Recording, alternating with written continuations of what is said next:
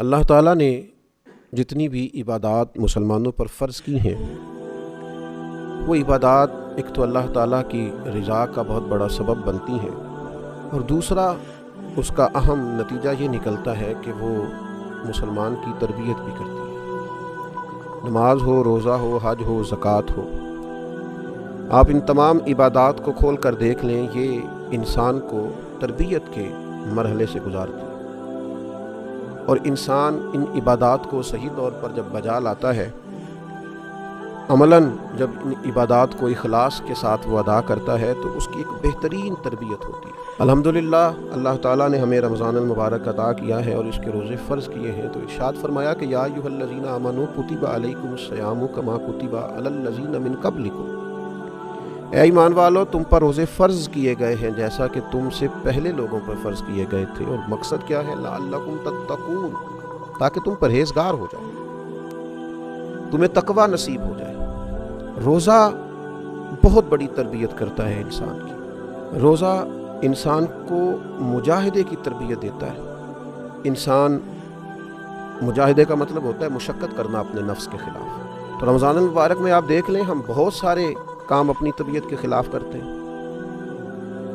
تو رمضان اور روزہ یہ ہماری تربیت کرتا ہے۔ کہاں لوگ اٹھتے ہیں سحری کے وقت؟ کہاں وہ وقت ہوتا ہے جاگنے کا، بیدار ہونے کا؟ اور آج اس معاشرے میں ہم ہیں، اس معاشرے میں تو وہی ٹائم اللہ ماشاءاللہ لوگوں کے سونے کا تھا، معاذ اللہ۔ لیکن حکم دیا، ارشاد فرمایا کہ تمہیں سحری کو اٹھ کے کھانا کھانا ہے۔ وہ کریم ہے نا، بے نیاز ہے، چاہتا تو یہ حکم فجر کے فوراً بعد بھی رکھا جا سکتا تھا۔ فجر کا وقت طلوع ہونے سے پہلے تمہیں سحری کھانی ہے، یہ خلاف طبیعت ہے۔ اور ظاہر ہے جس کو کھانا ہے اسے کچھ وقت پہلے اٹھنا ہے، اس کی تیاری بھی تو کرنی ہے، پہلے بنانا ہے تو ہی کھانا ہے۔ تو انسان پر اگرچہ یہ مشکل تھا، لیکن اس سے کہا گیا کہ اس مشقت کو برداشت کر، لعلکم تتقون، تاکہ تم پرہیزگار ہو جاؤ۔ روزہ جس مشقت سے ہمیں گزارتا ہے، ہمیں پرہیزگاری نصیب ہوتی ہے۔ اور آپ دیکھیے کہ روزہ بہت بڑا مراقبہ ہے۔ کس بات کا مراقبہ؟ اللہ تعالیٰ کے حاضر و ناظر ہونے کا مراقبہ۔ آپ اکیلے ہیں گھر میں، کوئی آپ کو نہیں دیکھ رہا، فریزر کے اندر سارا کھانا موجود ہے، آپ اطمینان سے کھانا کھا سکتے ہیں، لیکن نہیں کھاتے۔ کیوں نہیں کھاتے؟ کہ میں نے روزہ رکھا ہوا ہے۔ تو روزہ یہ تربیت کرتا ہے، مجاہدہ کراتا ہے کہ اللہ مجھے دیکھ رہا ہے۔ اگر یہ مشق پک جائے نا باقی 11 مہینوں میں بھی، تو تنہائیاں پاک ہو جائیں گی، ساری مزاج پاک ہو جائے گا۔ جس طرح اگر صبح سحری میں اٹھنا پک جائے تو فجر کیا تہجد کی مضبوطی بھی نصیب ہوگی۔ یہ ایک مشقت اور ایک تربیت روزے نے ہماری کی۔ اور میں آپ سے عرض کروں، کبھی اس نظریے کو پکا کے دیکھیں۔ حضرت جنید بغدادی رحمۃ اللہ علیہ فرماتے ہیں، مجھے میرے شیخ نے کہا تھا کہ بیٹا اس ذہن کو اچھی طرح پکا لو کہ میرا اللہ میرے ساتھ ہے اور میرا اللہ مجھے دیکھ رہا ہے، اس کو پختہ کر۔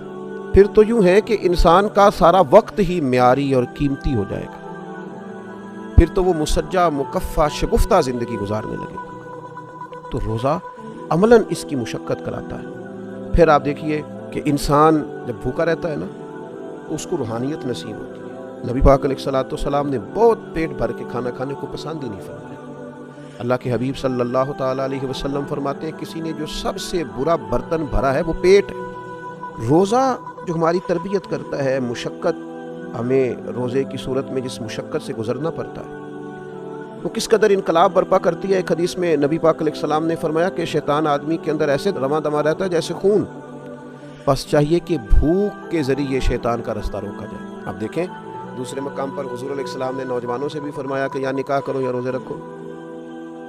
یہ مشق روزے کی اگر کی جائے تو یہ نفسانیت کو کنٹرول کرتی ہے۔ تو رمضان المبارک ہماری یہ تربیت کرتا ہے کہ کچھ تھوڑا اس کا خیال رکھا جائے۔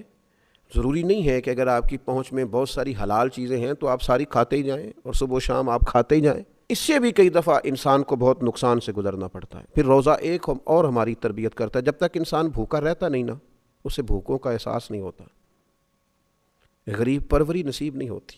محبت کو سمجھنا ہے تو نہ سے خود محبت کر، کنارے سے کبھی اندازہ طوفان نہیں ہوتا، بھوکا رہنے سے پتہ چلتا ہے کہ بھوک کی شدت کیا ہوتی ہے۔ بہت زیادہ کھانے رکھنے والے، بہت زیادہ مال رکھنے والے، بہت زیادہ وسعت رکھنے والے اندازہ کریں کہ ان کو پتہ ہے کہ ابھی افطار ہو جائے گا، تو پھر بھی کچھ نہ کچھ اپنی خواہشات کے خلاف انہیں مشقت کرنا پڑتی ہے، تو اس شخص کے دکھ کا بھی تو اندازہ کریں جس کے پاس کھانا موجود ہی نہیں ہے، اسے بھوک ہی بھوک کاٹنی۔ تو یہ روزہ ہماری تربیت کرتا ہے۔ اور پھر جس طرح روزے میں ہم نے کھانے پینے سے رکنا ہے نا، اسی طرح گناہوں سے بھی رکنا ہے، اس لیے کہ روزہ حصول تقویٰ کے لیے ہے، اللہ کی رضا کے لیے اگر ہم رکے ہوئے ہیں کھانے سے، پینے سے، عمل زوجیت سے، تو اسی طریقے سے اللہ کی رضا کے لیے رکنا ہے حرام سے، جھوٹ سے، غیبت سے، بدی سے۔ نبی پاک صلی اللہ تعالیٰ علیہ وسلم نے فرمایا جس آدمی نے جھوٹ بولنا اور جھوٹ پر عمل کرنا نہ چھوڑا تو اللہ تعالیٰ کو اس کے کھانے پینے چھوڑنے کی کوئی حاجت ہی نہیں ہے۔ تو عملی تربیت رمضان المبارک ہماری کر رہا ہے کہ جس طرح ہم پرہیز کر رہے ہیں۔ میں نے خود دیکھا بعض لوگوں کو جن کی طبیعت بڑی تیز ہے، بڑی جلدی جھگڑا کرتے ہیں، لیکن رمضان المبارک میں اگر کسی نے سخت بات بھی کر دی تو اس نے کہا جا یار میں نے روزہ رکھا ہوا ہے۔ تو آپ اس بات کو سمجھیں کہ جس رب کی رضا کے لیے آپ نے روزہ رکھا ہوا ہے نا، اسی مالک کی رضا کے لیے آپ جھگڑا چھوڑ بھی دیں، آپ درگزر کا مزاج بھی پیدا کریں، یہ والا روزہ بھی تو کبھی رکھے نا۔ اور پھر روزہ ہمارا قرآن مجید سے رشتہ بڑا مضبوط کرتا ہے۔ آپ دیکھیے جتنا موسم بہار رمضان میں ہوتا ہے نا، تلاوت قرآن مجید کا مشق ہو رہی ہے، قرآن مجید یاد کیا جا رہا ہے، سنایا جا رہا ہے، مسلمانوں کی بڑی تعداد، بہت بڑی تعداد ذوق شوق سے تراویح میں کھڑی ہے، قرآن مجید سن رہی ہے، گھروں میں تلاوت قرآن مجید ہو رہی ہے۔ تو روزہ تربیت کر رہا ہے کہ قرآن پاک سے جڑ جاؤ، اس کے حلال کو حلال سمجھو، اس کے حرام کو حرام سمجھو، قرآن مجید کے قاعدوں اور ضابطوں کے مطابق اپنی زندگی کو ترتیب دینا شروع کرو۔ پھر جب ہم آگے بڑھتے ہیں تو رمضان المبارک ہمیں پابندی اوقات کا بڑا درس دیتا ہے۔ آپ کو فجر سے پہلے کھانا ہے، یہی وقت ہے، اس کی آپ کو پابندی کرنی ہے۔ اگر فجر ہو گئی، آذان ہو گئی، تو آپ ایک لقمہ اپنے گلے سے نہیں اتار سکتے، آپ پر پابندی ہے، آپ کو ٹائم دیا گیا، اسی ٹائم کے اندر آپ کریں گے یہ کام۔ اور پھر افطار بھی آپ کو مغرب کی آذان سے کرنا ہے، وقت مغرب، آپ اس سے 5 منٹ پہلے افطار نہیں کر سکتے، اور بہت دیر کر دینا افطار میں وہ بھی مکروہ تحریمی ہے، یعنی وقت کے اندر آپ افطار کریں۔ تو رمضان المبارک وقت کی پابندی کا بڑا درس دیتا ہے۔ میں نے دیکھا ہے کہ لوگ دوڑ رہے ہوتے ہیں، جلدی اٹھ جاؤ افطاری کا ٹائم ہو گیا ہے، جلدی کریں، تیاری کریں، اہتمام کریں۔ شام کو بھی جو رش دکانوں پہ اور جو رش کھانے کی جگہوں پر افطار کے لیے ہوتا ہے، اس سے پہلے اور اس کے بعد وہ نہیں ہوتا۔ تو جس طرح ہم رمضان المبارک کے اندر پابندی کر رہے ہیں اور خیال کر رہے ہیں، ہمیں اسی طرح باقی اپنے سال میں بھی اس مشق کو جاری رکھنا چاہیے۔ وقت پر نماز پڑھیں، اٹھ کر وقت پر اپنے سارے کام سر انجام دیں، دینی اجتماعات ہوں یا کوئی دیگر تقریبات ہوں، وقت پر شروع کریں، وقت پر اس کو ختم کریں۔ اوقات کار کی مصروفیات کی جو تربیت رمضان شریف کرتا ہے، اس تربیت کو پورے طور پر اپنی زندگی کے اندر لاگو کریں۔ تو یہ رمضان المبارک جو ہماری تربیت کر رہا ہے، اس تربیت کو ہمیں سمجھنا چاہیے، اور اس مہینے میں روزہ بھی رکھنا چاہیے اور اس عملی مشق سے بھی گزرنا چاہیے۔ اللہ تبارک و تعالی سمجھنے کی اور صحیح معنوں میں رمضان سے فیض یاب ہونے کی توفیق عطا فرمائے۔